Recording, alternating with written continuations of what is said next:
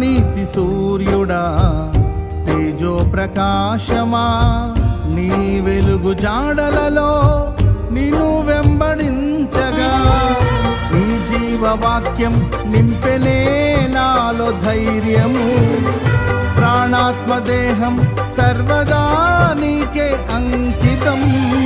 నీ జీవవాక్యం నింపెనే నాలో ధైర్యము, ప్రాణాత్మదేహం సర్వదా నీకే అంకితం.